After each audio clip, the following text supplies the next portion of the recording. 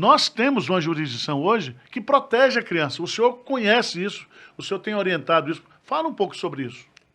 Existe um conjunto de leis no Brasil e decisões dos tribunais, tá, que são veementes em proibir que crianças e adolescentes sejam expostos à pornografia. Certo. Vamos falar de pornografia. Certo. O conceito de pornografia é legal, jurídico legal, não é moral, nem religioso. Certo. Então é o artigo 241-E do Estatuto da Criança que define o que é pornografia. Outros artigos do Código Penal também estabelecem limites e proíbem que crianças menores e adolescentes menores de 14 anos sejam expostas, por exemplo, a práticas sexuais. Certo. Tudo que acontece em qualquer canal, em propagandas. Práticas sexuais são expostas em horário infantil, em propagandas, inclusive, de órgãos federais. Certo. Por quê? Porque a criança, ao ser exposta à pornografia, ela vai ser acionada, erotizada precocemente, o que a lei não quer, o que a Constituição não permite, mas é feito publicamente. Essa parte, portanto, das leis e das decisões dos tribunais que proíbem a erotização das crianças por meio da pornografia, ou outro termo legal, obsceno. Certo. Para você ter uma ideia, só para as pessoas saberem disso, se você for lá no Código Penal, artigo 334, você vai ver que é crime fazer audição pública de caráter obsceno ou pornográfico. O que é a audição pública? Um carro com música pornográfica. Vocês podem estar pensando assim, doutor Shelby, mas isso o senhor é moralista? Não, não sou moralista. É uma defesa das crianças contra a erotização precoce. Porque não se quer crianças de 8, de 7 anos ou de 10 beijando na boca ou praticando sexo. E é isso que essas músicas induzem. Para proteger a integridade sexual das crianças, e aqui eu faço um alerta. Dia 18 de maio, nós teremos o Dia Nacional de Combate ao Abuso e Exploração Sexual. Mas as pessoas só pensam no abuso físico, físico-sexual. E a justiça diz que as crianças podem ter sua integridade sexual violada por meio de imagens, que é o que acontece abertamente.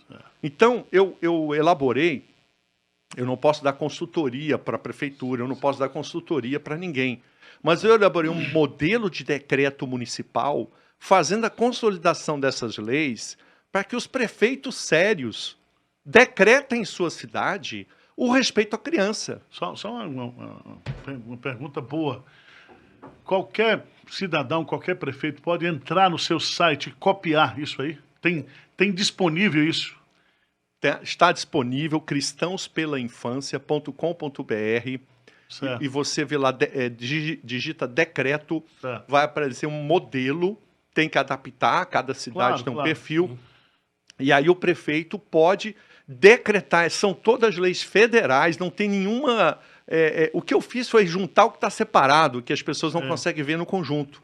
Por isso que eu chamo de uma consolidação de leis federais, as decisões da justiça, ali não tem bola dividida.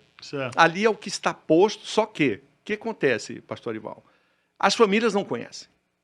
Os líderes sociais, pastores, padres e líderes sociais também não conhecem. Então, esses perversos que praticam essas ilegalidades fazem isso por causa da nossa ignorância. Então tá, o papo tá bom aqui agora. Eu acho que, Roberto Quirino, eu acho que a gente poderia fazer algumas reportagens aqui pela TV. Eu creio que a gente poderia criar alguns spots falando sobre isso. E eu quero fazer uma convocação aqui, né? Eu sou pastor, eu tenho apoiado o trabalho dele aqui, tenho sido um divulgador, ele já esteve aqui dando treinamento para pais, para professores, orientando. Então nós precisamos fazer uma mobilização jurídica. Não é uma mobilização religiosa, não é uma mobilização de oração, de jejum e oração. É uma mobilização legal daquilo que nós já temos garantido na nossa Constituição e também nas nossas leis. Perfeito. Então, nós precisamos acordar para isso, certo? Então, não adianta, vem para a rua, vem para isso. Não, nós temos que acionar... Desculpa. Quantas organizações nós temos hoje? ONGs que trabalham com a defesa da criança, né? Quantas instituições nós temos, tanto do ponto de vista religiosa ou não religiosa, mas que estão preocupadas com isso, porque quando você trata da questão da sexualização precoce da criança, você está falando de família, você está falando de aborto. Perfeito. Não é isso? Consequência, né? São consequências. Isso tem um desdobramento seríssimo, né? E essa é a nossa luta. Então, vai aparecer aqui, né? Nós vamos divulgar para você, mas o Dr. Shelby, ele não pode fazer isso como procurador da República, mas ele já preparou, né? Você que é advogado pode copiar isso, adaptar a sua realidade, adaptar ao seu município, e a gente começa a fazer uma corrente para frente em defesa desse assunto. Ok? Perfeito. Pastor Edival, importante essa sua expressão, porque nós precisamos resgatar uma palavra que chama cidadania. Certo. Cidadania é isso.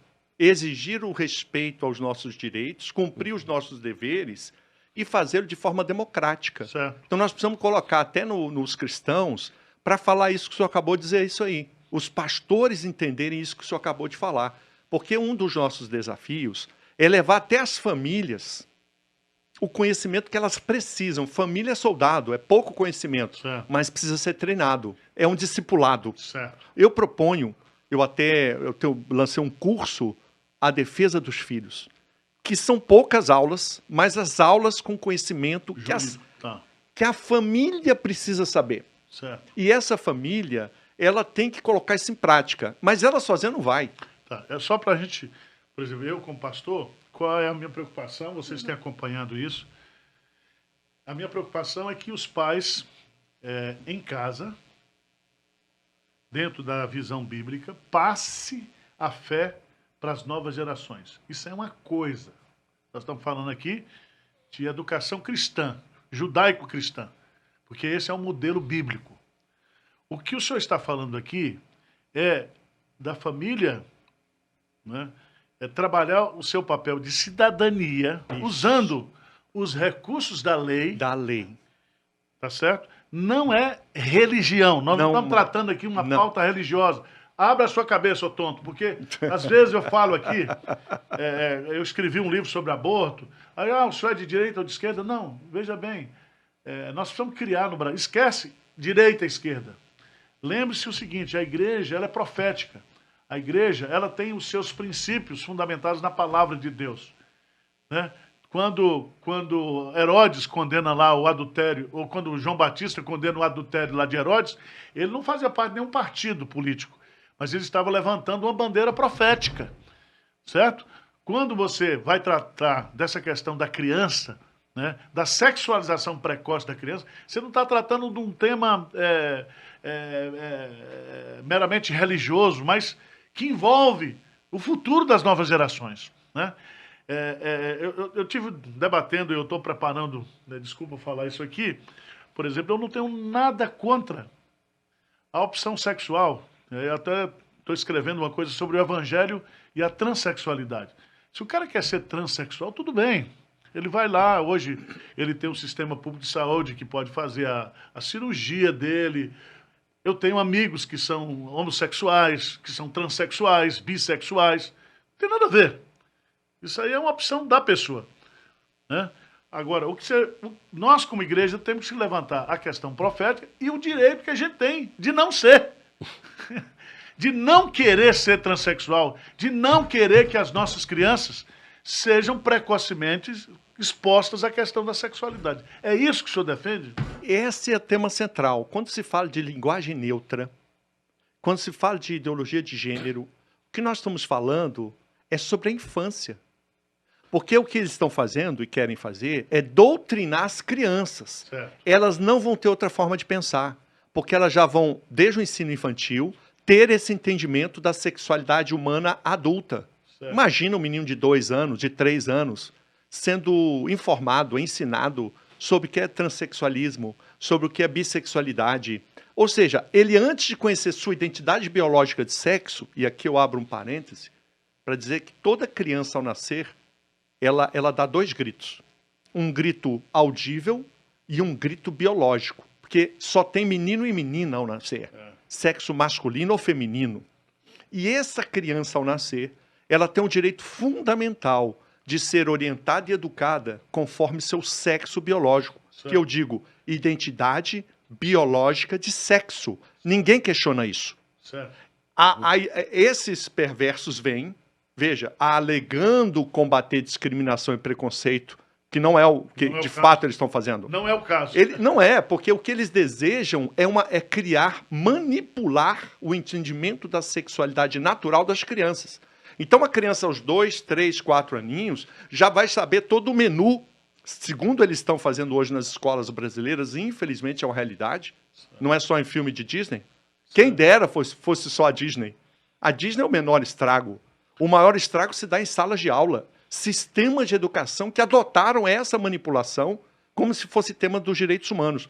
Então, a criança, ela vai ser formada, a mentalidade dela virá como se fosse já formatada. E ela própria não compreende a sua identidade biológica.